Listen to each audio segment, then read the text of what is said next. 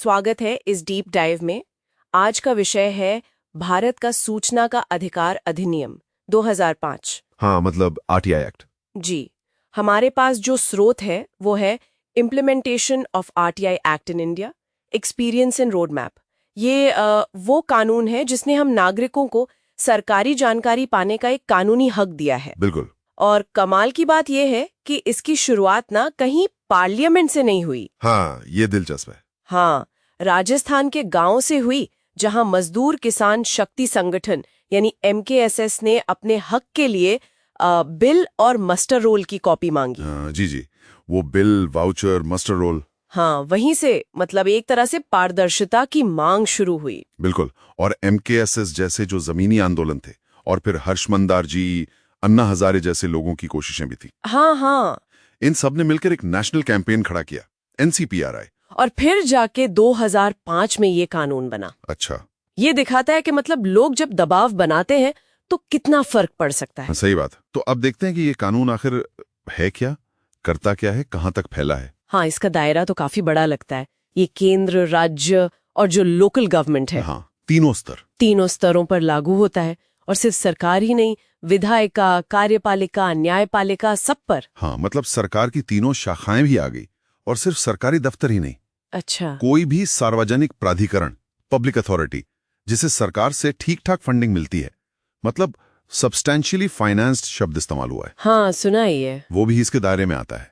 तो इसमें कुछ NGOs, कुछ प्राइवेट संस्थाएं भी आ सकती हैं। ओहो, तो ये सिर्फ सरकारी मामला नहीं है। नहीं, और यहां तक कि अगर जानकारी किसी तीसरे पक्ष की है, थर्ड पार्टी की, तो वो भी एक प्रोसेस फॉलो करके मांगी जा सकती है। अच्छा, और एक और दिलचस्प बात है इसमें जो मुझे लगी, ये कानून सिर्फ ये नहीं कहता कि मांगो तो जानकारी मिलेगी। हाँ, ये सरकारी विभागों पर ना खुद से ही जरूरी जानकारी पब्लिक करने की जिम्मेदारी डालता है, वेबसाइट वगैरह पर। हाँ, प्रोएक्टिव डिस्क्लोजर जिसे कहते हैं। वही प्रोएक्टिव डिस्क्लोजर। शायद मकसद यही होगा कि लोगों को हर छोटी छोटी चीज के लिए RTI न डालनी पड़े। बिल्कुल सही। और रिकॉर्ड्स को सही ढंग से मेंटेन करना और जानकारी देने के लिए जन सूचना अधिकारी यानी PIO अपॉइंट करना, PIO, हाँ।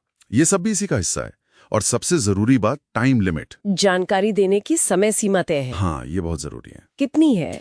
देखिए, आम जानकारी के लिए 30 दिन। 30 दिन, ठीक है। लेकिन अगर मामला किसी की जिंदगी या आजादी से जुड़ा है, ओ, तो सिर्फ 48 घंटे। अरे वाह, सिर्फ 2 दिन? ये तो बहुत तेज है। जी। और अगर जानकारी किसी थर्ड पार्टी से लेनी है तो 40 दिन। और कुछ खास संगठन है सुरक्षा वगैरह से जुड़े, उनमें अगर भ्रष्टाचार या मानवाधिकार उल्लंघन का मामला है तो 45 दिन। अच्छा, और अगर PIO मना कर दे जानकारी देने से? तो उसे कारण बताना पड़ेगा लिखित में, और ये भी बताना होगा कि आप अपील कहाँ कर सकते हैं। ठीक है, अपील का रास्ता भी है। हाँ, और एक और चीज, अगर PIO टाइम लिमिट में जानकारी नहीं दे पाया तो फिर आवेदक को वो जानकारी मुफ्त मिलेगी, कोई फीस नहीं लगेगी। अरे वाह। और जो गरीबी रेखा से नीचे हैं, BPL आवेदक, उनसे तो वैसे भी कोई फीस नहीं ली जाती। ये अच्छी बात है, मतलब एक्सेस बढ़ाने के लिए सोचा गया है। बिल्कुल। लेकिन क्या हर तरह की जानकारी मांग सकते हैं? मतलब कुछ तो होगा जो नहीं बताएंगे, राष्ट्रीय सुरक्षा जैसी चीजें। हाँ हाँ, बिल्कुल। कुछ छूट दी गई है, सेक्शन 8 में बताया गया है, जैसे देश की संप्रभुता, सुरक्षा, कैबिनेट के पेपर्स, निजी जानकारी, ऐसी कुछ चीजें हैं। ठीक है, ये तो समझ आता है। लेकिन यहाँ भी एक दिलचस्प मोड़ है। अगर पब्लिक इंटरेस्ट ज्यादा भारी पड़ रहा है, मतलब जानकारी देने में जनता का हित ज्यादा है उस नुकसान से जो छुपाने में है, अच्छा, तो फिर वो छूट वाली जानकारी भी देनी पड़ सकती है। ओ, तो मतलब छूट एब्सोल्यूट नहीं है। नहीं। और अगर कोई मामला 20 साल से ज्यादा पुराना है तो उस पे ये छूट वाले नियम लागू नहीं होते, वो जानकारी देनी पड़ेगी। 20 years। ठीक है। और एक सेवेरेबिलिटी का जिक्र भी था, वो क्या चीज है? हाँ, सेवरेबिलिटी या पृथक्करणीयता। इसका मतलब है कि मान लीजिए एक फाइल में 10 पेज हैं, 9 पेज पब्लिक हैं, एक पेज पर कुछ कॉन्फिडेंशियल है। तो PIO ऐसा नहीं कर सकता कि पूरी फाइल ही रोक ले। वो उस एक पेज को हटाकर या छुपाकर बाकी के 9 पेज दे देगा। अच्छा, मतलब जितना दे सकते हैं उतना तो दे। एग्जैक्टली। ये नहीं कि थोड़ा सा छुपाना है तो सब छुपा लो। ये पारदर्शिता के लिए बहुत जरूरी सिद्धांत है। ये तो काफी प्रैक्टिकल और सोचा समझा प्रावधान लग रहा है। अच्छा, और मान लीजिए PIO ने जवाब दिया पर मैं संतुष्ट नहीं हूँ, या जवाब ही नहीं दिया, तब? तो अपील के 2 लेवल हैं। पहली अपील उसी डिपार्टमेंट में PIO से सीनियर अफसर के पास। Okay, first appeal. जी। और अगर वहां से भी संतुष्टि नहीं मिली तो फिर दूसरी अपील जाती है राज्य या केंद्रीय सूचना आयोग में, CIC या SIC में। सूचना आयोग। हाँ, और इन आयोगों के पास सिविल कोर्ट जैसी पावर्स होती हैं। वो समन भेज सकते हैं, दस्तावेज मांग सकते हैं, शपथ पर गवाही ले सकते हैं। बाप रे, काफी शक्तियां हैं। जी, और उनके फैसले बाध्यकारी होते हैं, मानने पड़ते हैं। वो PIO पर जुर्माना भी लगा सकते हैं। जुर्माना? किस बात का? अगर PIO ने बिना किसी वाजिब कारण के एप्लीकेशन लेने से मना किया, या टाइम पर जानकारी नहीं दी, या गलत जानकारी दी, या जानकारी नष्ट कर दी, तो अच्छा, कितना जुर्माना? 250 रुपए रोज का, जब तक जानकारी ना दे दे।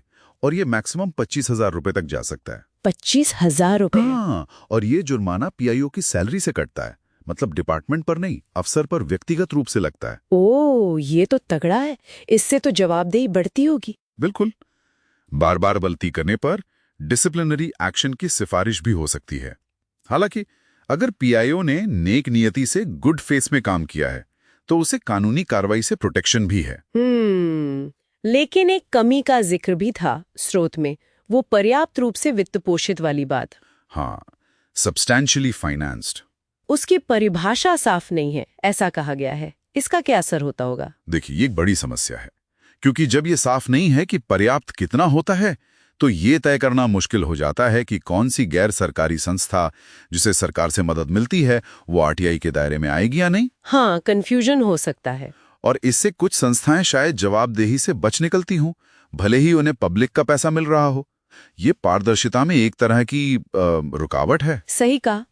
तो कुल मिलाकर ये कानून एक बड़ा कदम है, जानकारी को नागरिकों का अधिकार बनाता है, उन्हें ताकत देता है। बिल्कुल, और सरकार को, सिस्टम को ज्यादा जवाबदेह बनाता है। निश्चित रूप से।